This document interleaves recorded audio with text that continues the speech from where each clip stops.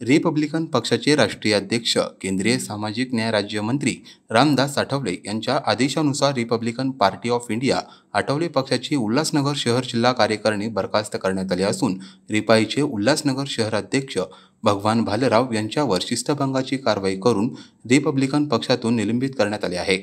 पक्षविरोधी कृती करीत आल्यामुळे भगवान भालेराव यांची रिपब्लिकन पक्षातून हकालपट्टी करण्यात आल्याची अधिकृत घोषणा रिपब्लिकन पक्षाचे सचिव ठाणे प्रदेश संपर्क प्रमुख पक्ष निरीक्षक सुरेश बारशिंग यांनी केली आहे। रिपब्लिकन पक्षाचे उल्हासनगर शहराध्यक्ष भगवान भालेराव यांना रिपब्लिकन चळवळीमुळे उपमहापौर पद प्राप्त झाले होते। मात्र अलीकडच्या काळात त्यांच्या विरुद्ध पक्ष संघटनेबाबत अनेक तक्रारी पक्षाकडे प्राप्त झाल्या होत्या। पक्षाविरुद्ध कारवाई होत असल्याचे त्यांच्यावर आरोप झाले।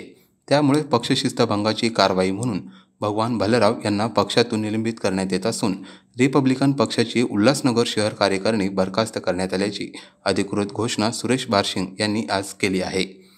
Bureau report, Maharashtra news network, Ulhasnagar.